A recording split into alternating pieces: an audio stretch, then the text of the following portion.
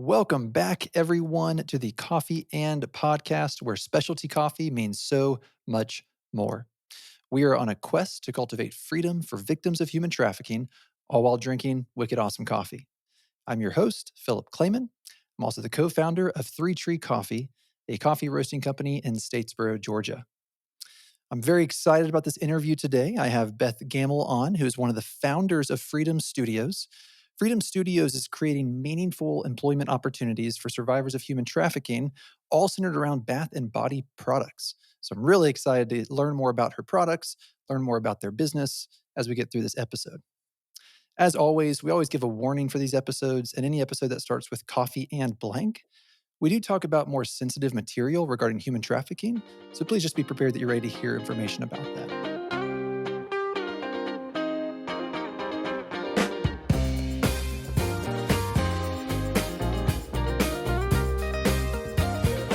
All right. Well, Beth, we are super excited to have you on the show. Thank you for joining us today. Thank you for having me. It's an honor to be here.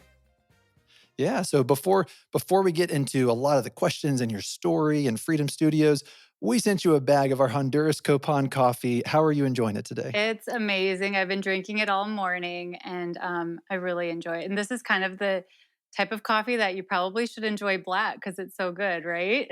That's I, right. Yes. yeah. I usually put in my, like Starbucks creamer or whatever in there, but with this, I Yeah. was hoping to drink a little bit more black. Hey, well, I appreciate that, and no So, judgment. However, people want to enjoy their coffee. But I'm, yeah. I'm glad you're enjoying it. I've got a little cup of my own right here that I'm going to be sipping on as well. Also, the Honduras Copan, so that's exciting.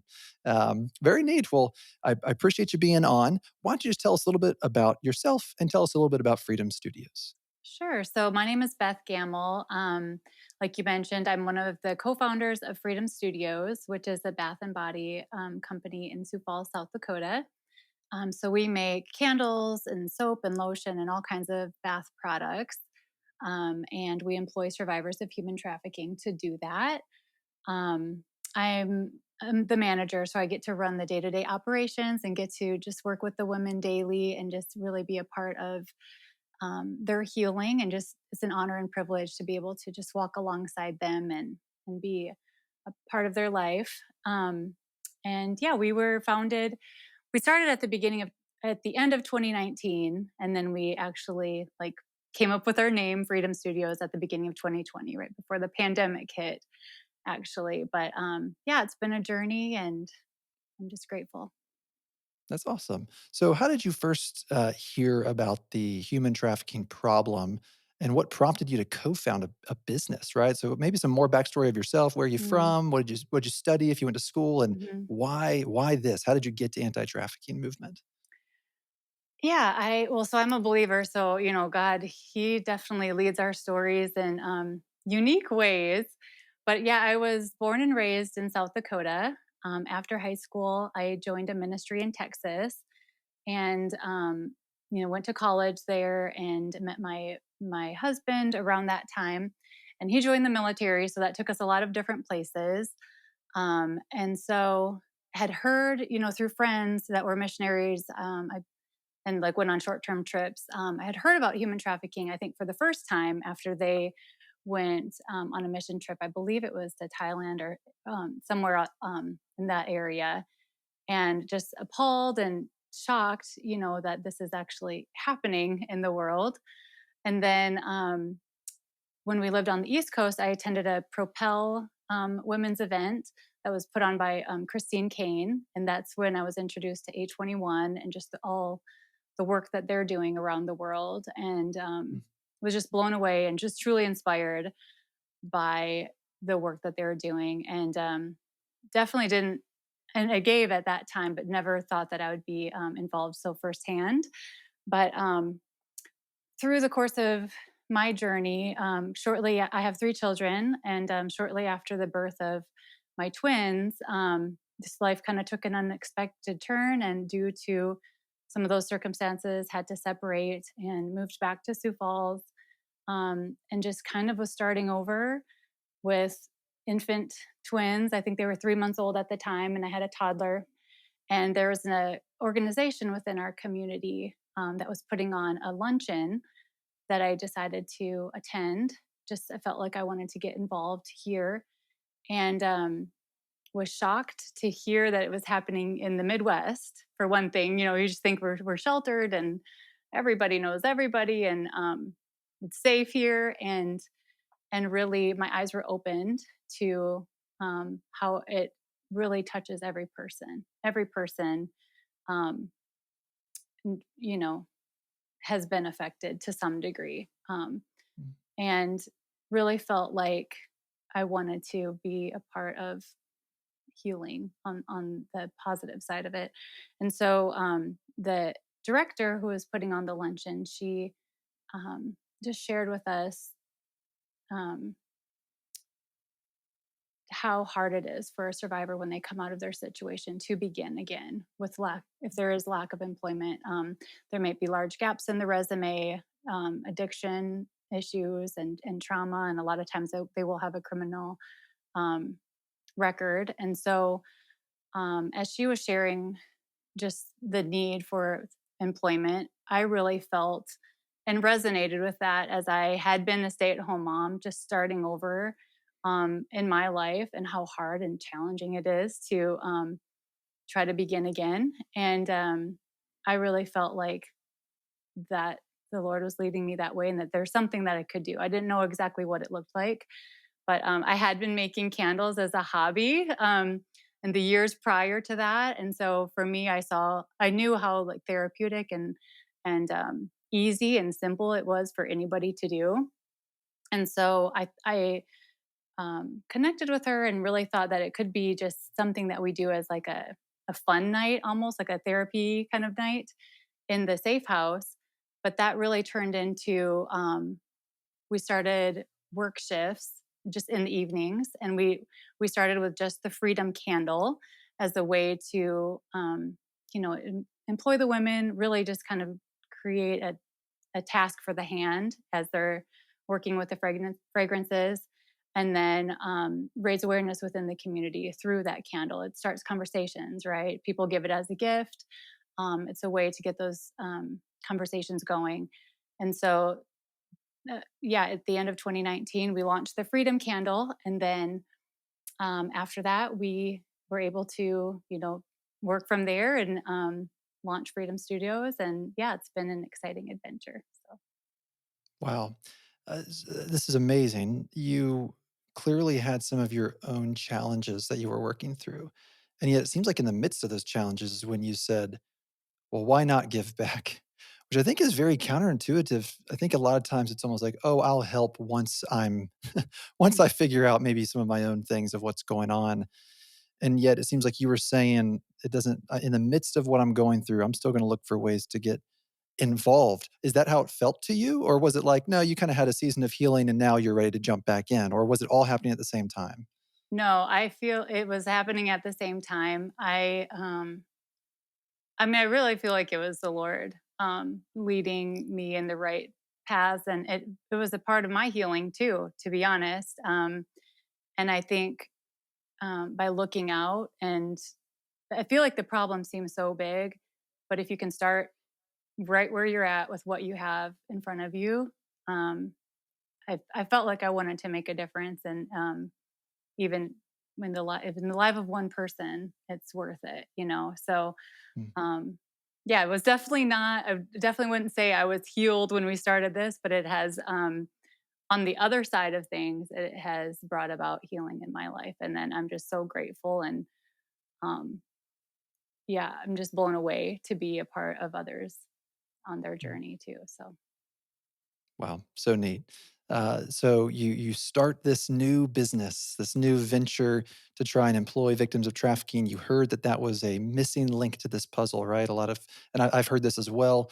A lot of people are maybe there's rescue ministries and organizations, mm, restorative practices to really get people back on their feet. But then, what do they do? How do they make money? And how are they self-sustained? And so it seems like candles was already a part of your past, and you'll start in 2019. Well, we mm, all know that after 2019 comes 2020, and there's this thing that the pandemic happened. right. I'm sure that was wild. Was that? pending all the bad things clearly that happened during that, was that helpful for your business in terms of growing online? Was it wild? What was that journey like for you during the pandemic? I think, because we started off small and it just like, I really believe like take one step at a time and you'll have what you need for the next step. And so, and then the blessing of being in South Dakota, we don't have a huge population up here, but so we didn't fully shut down. So it really helped us to, we changed from having like work shifts of 5 to 7 survivors like in the evening, and we started off just doing work shifts for like 2 hours, just making candles with 5 to 7 women. To then at the beginning of 2020, we tried to just hire one lady and have her be full time. So it really helped us be, um, she was able to work, I was able to work together with her. And we really didn't shut down. So it helped us kind of work out all the kinks. And then from there, we were able to grow and add, more women to our program. But yeah, it's been one step at a time. And I think that God gives us what we need for each season that we're in. So. Absolutely. So, about how many staff do y'all have currently? So we have our three co-founders. So Penny Kleindent, she is a business owner here in Sioux Falls. So she owns a boutique called Simply Perfect, and then Plum's Cooking, and then there's a clothing store too. And so when we first started, she's put the financial backing to get us up and running. We would not have been able to do this without her. But when we started as just like a branch of Simply Perfect, like the bath and body side of Simply Perfect. And then, like I said, in 2020, we kind of formed our own title and we became Freedom Studios. But so there's Penny, and then my sister Kristen, she designed our website and takes all the photographs and helps with marketing. And then myself, who I run the just daily operations and management. So I'm the one on staff, and then as far as like overseeing, and then we have another full time employee, and then 4 other part time employees. Yeah. Great. So And why the name Freedom Studios? well, we obviously hope to help be a part of creating freedom. And then yeah, it just kind of came it just came to us. I don't know, we might Yeah, want to no. cut that part out. No, it's that's not totally it's fine. not like Was overly inspiring. I think we started like with studios thinking like, maybe we could do this in other places, Mhm. thinking eventually like there might be multiple locations, but yeah. Yeah. No, I love that because it's Yeah. actually really common. I talk to lots of different entrepreneurs, and a lot of times the name is kind of more of like this sounds cool. Let's just go with Yeah. it, you know? Yeah. And suddenly it becomes a staple or right iconic in some way. Right. So, no, I think that's actually quite normal. And of course, Yeah. y'all are trying to promote freedom. So I think that's super Yeah. neat. Yeah. Um, cool. Okay. And so then y'all started out with candles, but you carry a whole slew of products. I was looking at your website, Mhm. right? So did you ease those in slowly, or did you kind of just run after all of it at the same time? What brought on more products than the candles? So the cool thing about how this all came about was so Penny had with her company Simply Perfect, she had a bath and body line that was made for her company. And right around the time we started the Freedom Candle, the company that was producing all of these products for her in Mississippi was selling their equipment and they were ready to retire. And so, with the acquisition of like the big wax machine, the soap and lotion pumper, all the formulations, we were able to really just kind of set up shop and continue on her Simply Perfect Sunday line. And then we added just a variety of other collections as well. But it really helped us to be able to scale because when we first started in our short little work shifts, we had little pouring pitchers that we heated over double boilers, each one hand one. So each candle was, we had to raise it to temperature. It took a very long time. And with our, oh gosh, I want to say it's like 2,000 pounds, it holds 2,000 pounds capacity for our wax warmer. We're able to really produce a lot more candles in a shorter amount of time. So yeah, so that but it was a leap of faith. We didn't really know, we weren't really sure that this was going to work, but we believed in the mission. Um and even now there's 12 women in the safe house with the organization that we partnered with. I mean, I would love to see each one of those employed with us if they choose, if they want to, you know. There's definitely a need for more jobs, and if we can create that, we would love to. So, Absolutely. mhm. And I love that same a little bit in our story in terms of we were roasting 1 pound of coffee at a time, my wife and Yeah. I, when we started the business back in 2014. And pretty quickly we realized Yeah. this is gonna take a long time. As we started to grow, it was like, we need to get some bigger roasters, some bigger Right. equipment. And I love that sort of mom and pop starting story. Yeah. You're clearly the focus here is employing victims of trafficking. And you say that there's maybe a safe house that you partner with. Are they in the same city as you, the same town as you? How did you build that partnership? And was that maybe the people you met when you were first inspired to do this? Yeah. So, Call to Freedom is an amazing organization here in Sioux Falls. And actually, they serve survivors all across the Midwest and all across the state of South Dakota. But they have a safe house here in Sioux Falls called Marissa's House. It was just built, I want to say last spring. So it's brand new, it's beautiful. And they really just do a world class job at what they do. They help survivors. They have the in-house treatment, and then they also have outpatient or out oh my gosh, what is it called? Mm, They're outreach clients. Yeah, so yeah. they'll have the in-house clients and then their outreach clients. And they, you know, they help with counseling, they pair them with a case manager, just housing, just meeting their basic needs is huge. Mm, Addiction treatment, just all of that they help with. And we've really partnered with them to help on the employment side of things for the women that they feel like would be a good fit for us. They'll recommend to us, and then, you know, sometimes it works out, sometimes it doesn't work out. But we really feel that, like, however long or short their journey with us is, we really hope to um, be a part of their healing. Number one, like, the work is therapeutic and healing. Just being a part of a welcoming environment where you can be loved and accepted for who you are is huge.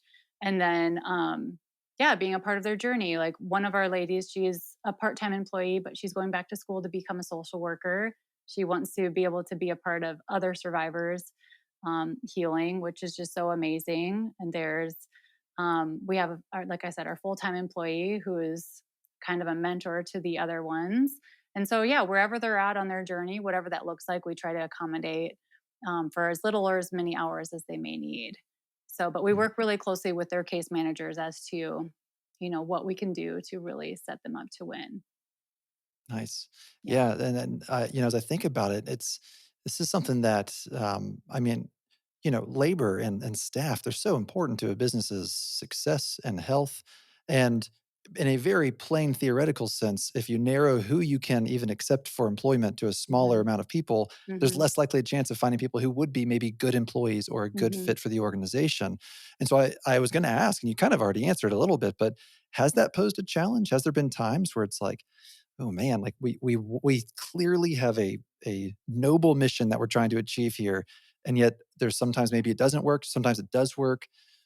How often does it maybe work or not work in your experience? Well, so we've had a little over 20 women come through our program so far, and actually one male too. So, you know, human trafficking happens to all kinds of people.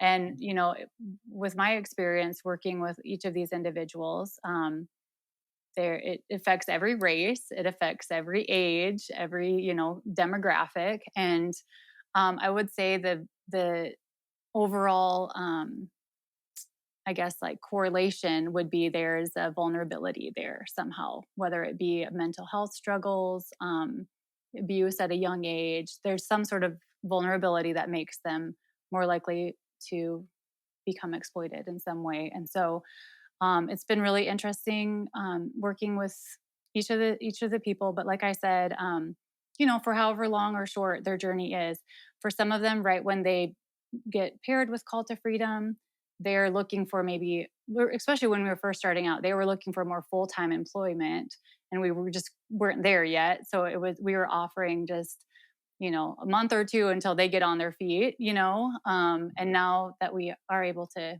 sustain more full-time employees, it's been helpful too. But just the different issues. I mean, there'll be health issues that come from what they've gone through. And so, one thing that I feel really blessed that we are able to do is accommodate them and or different triggers. We can stand up for one part of the task, sit down for another part of the task. We'll take breaks. Um, working with certain fragrances is very therapeutic. And it's been really cool. And then there's nothing like the dignity that comes from being able to be proud of what you're doing and being able to feel like you're doing this for yourself. And there's a time and place for the, I guess, handout, like you would say, like when you are truly in desperation. But um, as they're trying to rebuild their life, there's dignity that comes from I am doing this for myself and I am building a future that I'm proud of. And that's where I just feel so honored to be a part of that with them. Yeah. So. Wow. This is amazing. It's so neat. We've talked about the financial need. And once again, I've heard this from some others, right? There's a need for that economic gap of people made money one way. They need to have skills and an ability and an opportunity to make money in more holistic, better ways. Mhm, And yet there's so much more to it than just that in this employment mhm, that you're sharing about. You mentioned dignity. There's something deep in us that needs that kind of healing of knowing mhm, I'm going to pave my own future, right? And having that sort of belief and hope reignited.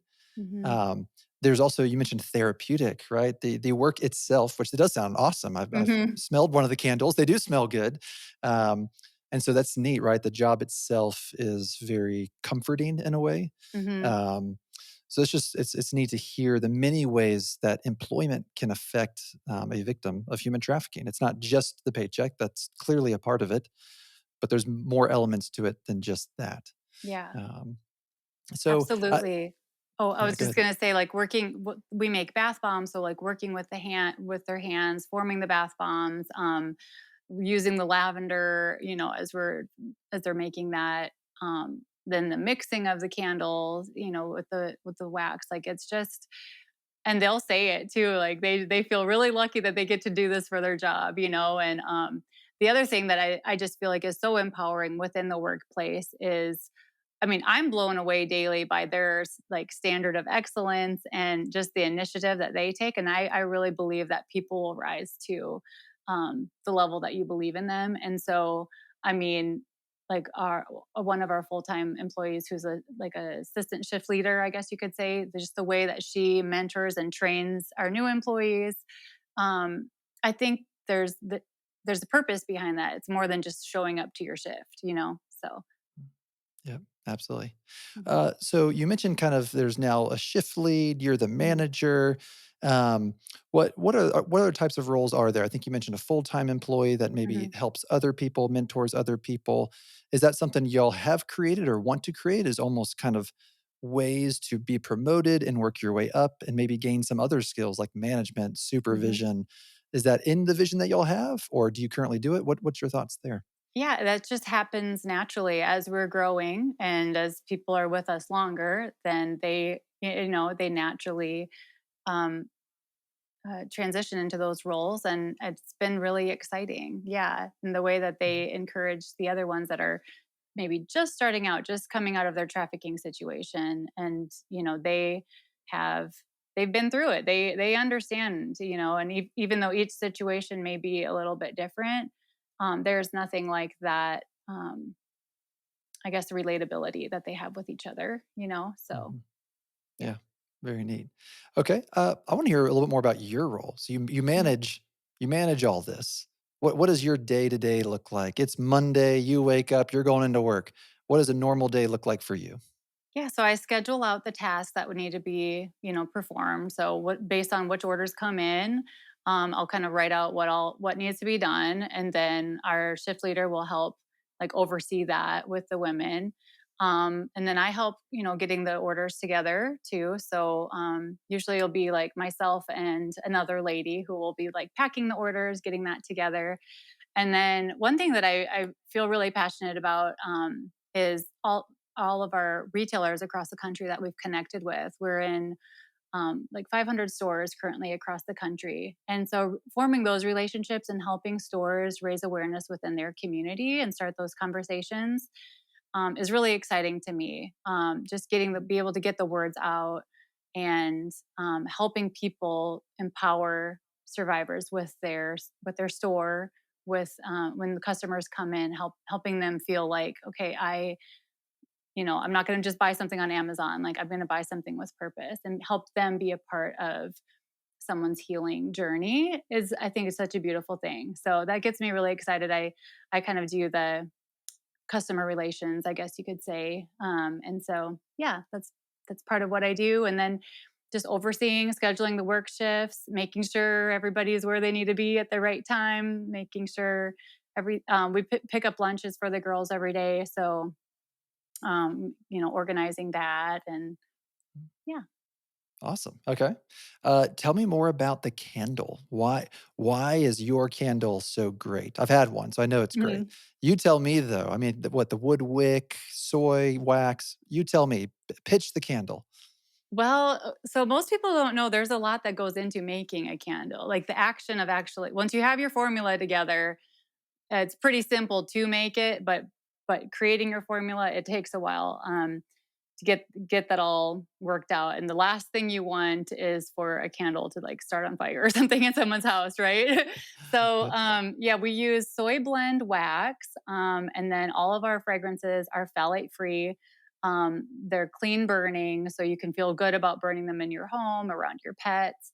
And then with the wicks, we've got a variety of candles. So I think you have the evergreen candle, and I think I mentioned we started with the Freedom Candle, which is kind of a more light and fresh scent, symbolic of new beginnings. But then we have all of our like holiday candles, our fall candles. And so yeah, it's exciting. I think there's nothing that creates like a house, makes the house feel like home, like a cozy candle. Um, and I think scent is really powerful in that it can evoke certain memories or feelings in us. And so um, I love that aspect of our business. I love our products. I feel like we do everything with excellence. At least we really aim to do everything with excellence.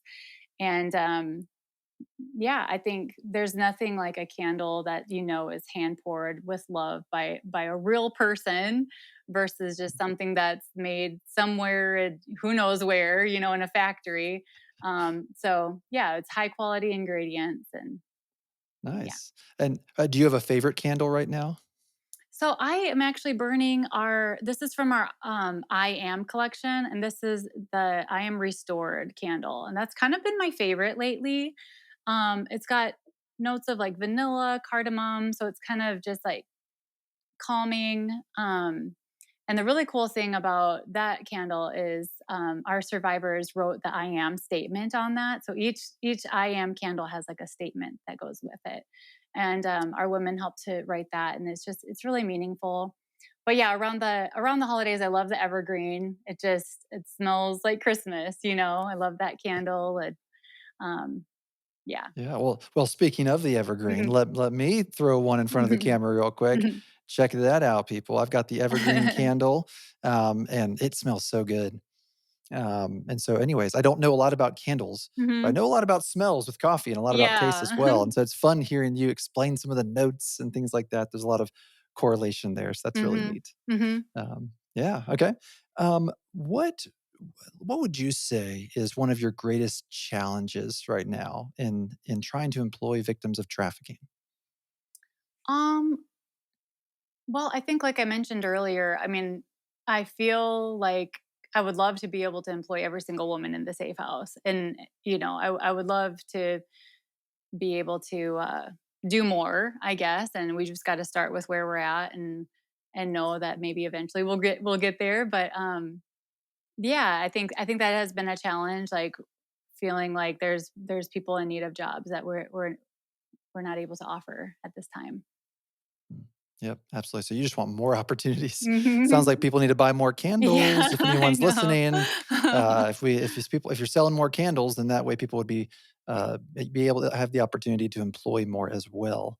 Um, Fun little fact, I'll share this with our viewers. I was looking at your website beforehand and I was reading your blog, and I learned something new about candles actually, that the first burn is incredibly important, right? That if you don't, if that first, correct me if I'm wrong, but if that Mhm. first burn isn't for at least 2 hours, or I guess at least the wax melting all the way to the rim, it's going to actually affect how the candle will burn throughout the rest of its life. Is that Yeah. correct? Yes, that is. Yes. So, especially with the larger candle, you want to make sure that the milk pool goes all the way to the edges of the jar. Otherwise, it will, the chances of it tunneling, which means that like there'll just be the small little flame in the middle is higher. So, um, yeah. Well, I love that advice. I love how you're informing your buyers on how to use this properly, and that was completely new information to me. I'm glad I learned it. It's amazing the intricacies of all sorts of products as you dig more and more into them and learn more about them. Of course, we do that with coffee. I'm learning a hmm ton about candles over the past few days. That's been hmm really neat. Um, okay, one of the main reasons we do this podcast is because we're trying to give our listeners tangible ways that they can get involved with the anti-trafficking movement. What would you tell people if they say, how do I get involved? Maybe not everyone can start a business. Maybe some people will. What is your encouragement to those who just want to take a next step? Yeah, I think if you have it in your heart to make a difference, and know that each person really can make a difference, um, all you need to do is find an organization that you believe in and volunteer. We all have time, talents, treasure. We all have different gifts that we have that we could use for good.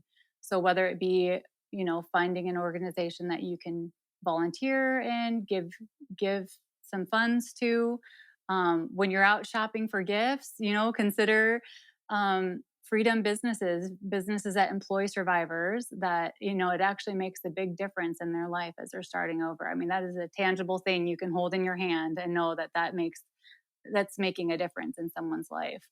um Start there. We're all going to be going Christmas shopping. There's a way that we can all make a difference. Absolutely. Well, that is so neat to hear. And Beth, I really appreciate you coming on the show and just sharing your knowledge, your story, your experience. I love what y'all are doing, and it challenges us as employers, right? And we've thought about this. A lot of these questions are me saying, how do we continue to get there as well? And just learning from your story has been incredibly inspiring and helpful. So, just really appreciate you coming on the show and sharing with us today. Thank you so much for having me. Yeah.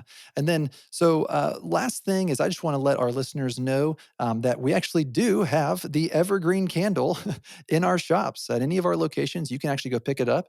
As Beth said, it does make a great holiday gift. We have it online as well, but you can also go to Freedom Studios and not just get candles, but they've got all sorts of things that it comes to bath, body, things like that, beauty. And so, anyways, go check it out. And then also, I want to make sure that I let y'all know we just announced our new coffee and club recently. And if you're a club member, you have access to some limited and exclusive merchandise opportunities that are discounted. We are going to have one from Freedom Studios, and the email is going to go out here in a few days. So if you've not joined the club and you're interested in joining the club, check out threetreecoffee.com/club, and you can learn more about what it means to be in that community.